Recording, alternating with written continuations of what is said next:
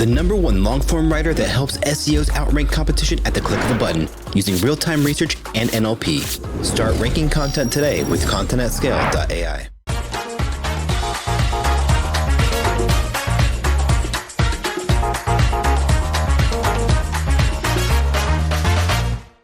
Wix Studio, one end-to-end web creation platform for your agency to deliver exceptional work with absolute efficiency. Hello, brightonSEO. That's great. Oh my God, there's so many of you. First of all, thank you, Miriam, because the introduction was amazing. She worked so hard to make them so personalized, and I really, really appreciate it. That was great.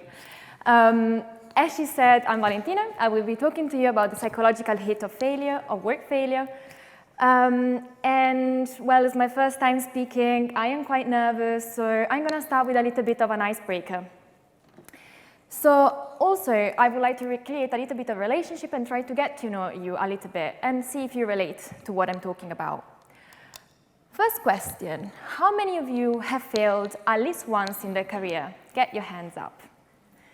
Right, that's a lot of hands. If you didn't have your hand up, you are lying, I feel, or you're a superman or woman, and that's amazing. The second question is, how many of you felt like you were not enough at some point in your career? Not enough, not good enough, not smart enough? Well, I feel you. Really, this is something I've been dealing with since as long as I remember. And the digital industry is an industry which gets us to be online and on it all the time. We constantly have LinkedIn notification, Twitter notifications, and constant things going on which gets us to be very, very stressed. And we are required to know every single mood swing that Google wants to have. I don't know if some SEO remember about the algorithm update that we got in December, very, very close to Christmas. I was in Italy chilling with my family, and suddenly we had a Google algorithm update, and I was like, oh my God, again? So yeah, I get it. So yeah, it's very stressful. But let's step back a second. I'm going to give you some context about me. So I'm Italian. I don't know if you heard from the accent. I was born in a little town in the north of Italy, which is called Bassano del Grappa. As many little towns, people have a little bit of a closed mind. And because of my family situation and a lot of things, I've always had to work very hard, or at least I felt like I wanted to work very hard. At some point, I realized that when I was talking to people, I felt a little bit different than other people. Therefore, as soon as I could, really, I decided to just run away. And I left and went to London, and I was a waitress. I didn't speak a word of English. Oh my God. I had my ambition on one side and my non-existing English on the other side. So I was like, I am stuck. And I wanted to work hard to reach my goals, and wow, it was a lot. Eventually, I decided to join a university course.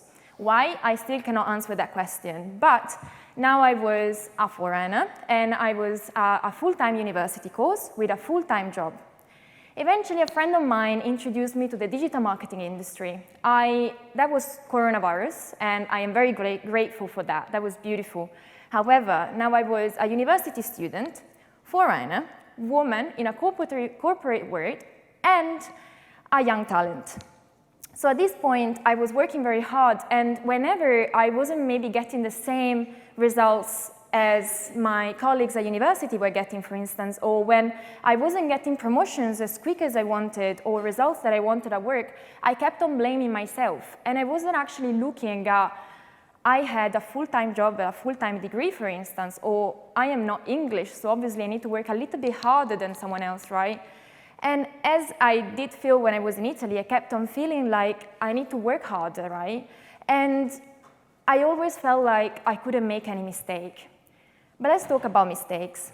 My I would say first real failure, the one that I felt the most, not my only failure, but the one that I felt the most, was about 9 months ago.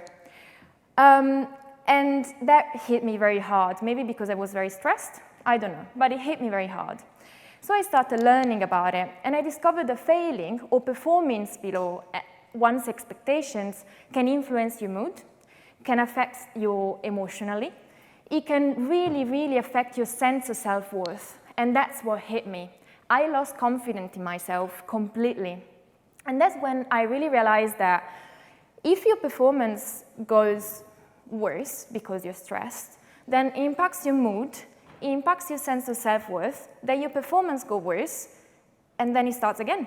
Your emotions get affected, your sense of self-worth, and it becomes a cycle, it becomes a spiral. So that's a failure spiral which never ends. And oh my God, if that's hard. And it's hard to realize that you're in that frustration spiral.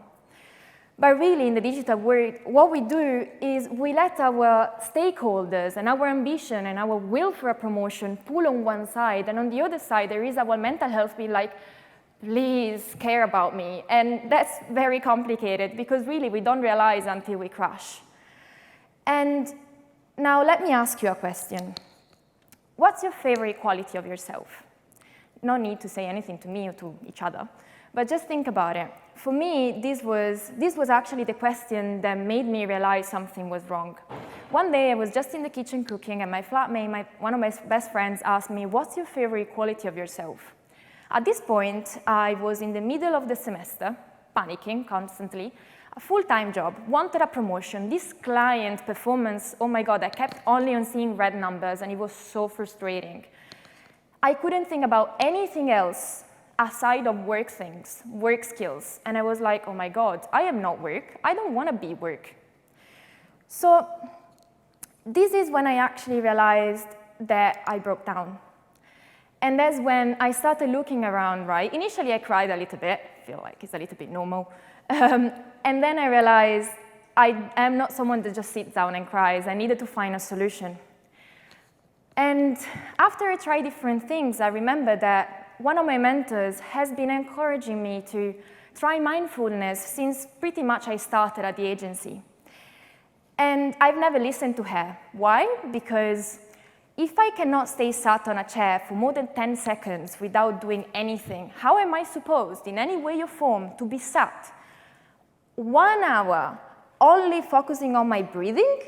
Are we crazy? That was not possible, like, not at all. But at this point, I was desperate. I needed to try something else. And let me tell you, it worked. It actually worked. I sat down, and everything I could see around me was clear.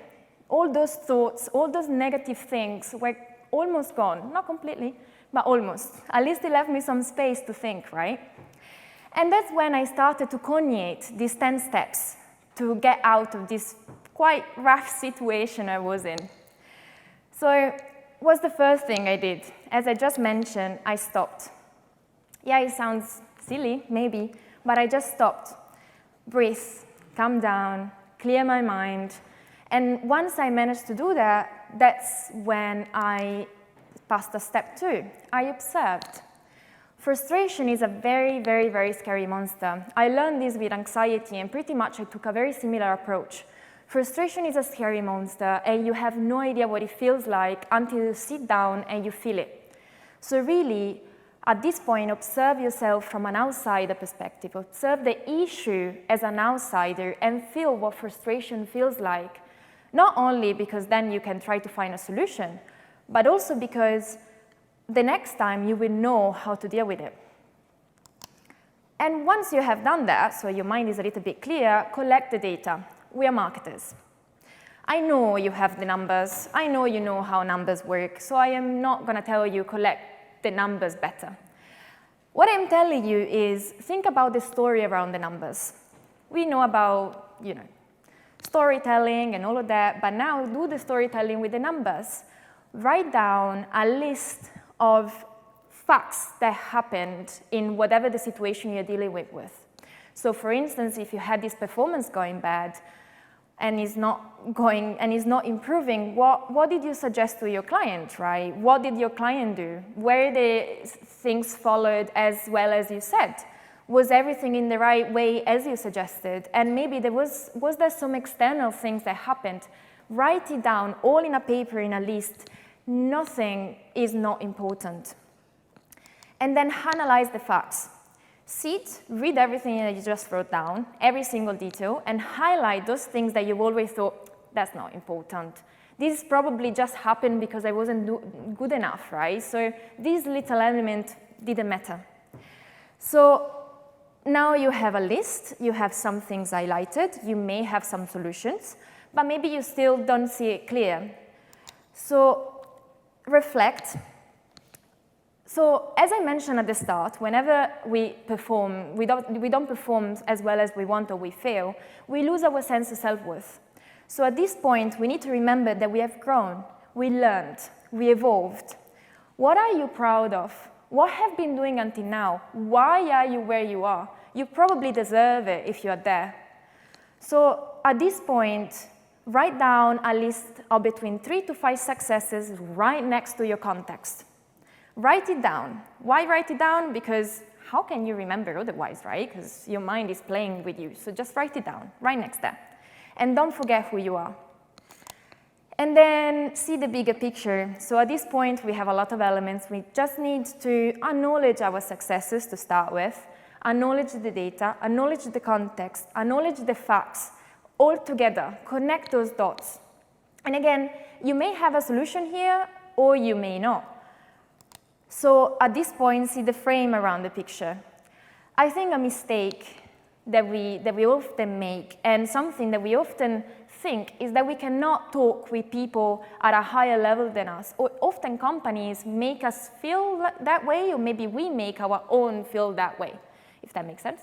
So at this point, try to talk with people around you. Doesn't matter if it is a higher manager, a lower person, someone at your same level. You don't know what you don't know, right? So really, at this point, whoever you're going to talk with is going to have an experience very, very, very different from the one that you had. Maybe they tried that thing that you thought is never going to work because I'm horrible at my job now. I lost everything I thought was good, so no way it's going to work. Maybe they tried it, and maybe it worked.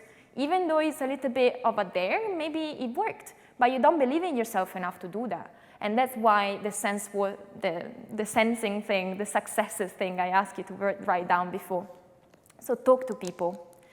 And indeed, now, don't be afraid to try something different. That thing that you thought, never gonna work, try. Believe in yourself and your gut feeling. I am not gonna say, oh my God, it's so easy. Definitely, you're gonna try, it's gonna work, the client is gonna be so happy. No, obviously you need a process. And we've had so many talks about this process today. But what I'm talking about is trying that and like going towards that idea that we need to test. Because our job, as we know, it's about testing and learning. We test, we learn. We fail, we succeed. Most important thing is that we know how to deal with failure. Monitor the change. So once we're tested, once we're there, we need to look at the numbers and give them the context. One thing that we don't really realize is that in the process, we don't try to look at the context. We still look only at the numbers. Are they red? Are they green? Are they better? Are they worse? Yeah, but what happened exactly? Doesn't matter if we are in the middle of the process. Still think about the context. And indeed, 10th and last step is reassess. What worked? What didn't? What can you try? What can you try next? What have you not tried? I think in here is basically the most dangerous steps, and is when you may risk to fall back in that trap and in the frustration spiral. So at this point is where you need to remember that there is not learning without failure. And indeed, you are great, and you need to keep remembering about this, okay? And these 10 steps really gave me quite a few benefits, which I'm gonna get into in 1 second. But the point is, and the point I wanna make with these steps is that, as Nelson Mandela said, it always seems impossible until it's done.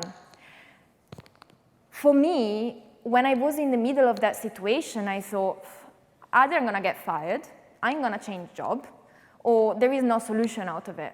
But eventually, oh my God, it started working. And eventually I started shining. I started going into work and working confident inside my agency, be like, I know who I am actually good at what I do. So one thing that is not going great for different reasons is not gonna make me think that I'm not good at doing my job. And at the same time, when I'm outside my work, I am still that fun and confident Valentina. I am not, oh my God, I don't know what the best quality of myself is because it's going so bad at work.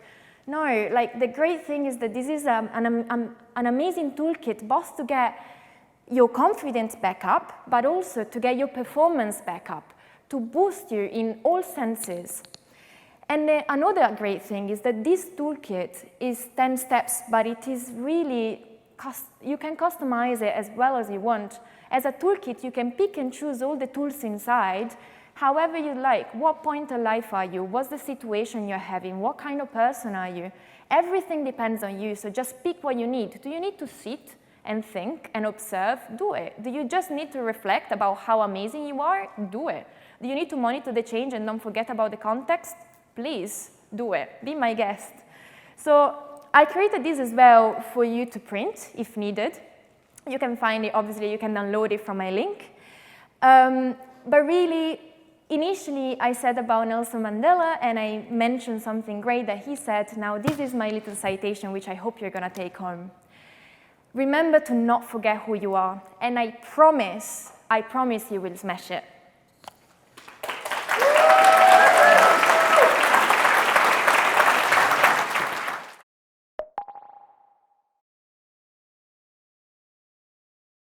Monthly reporting making you want to shove sharp things up your nose?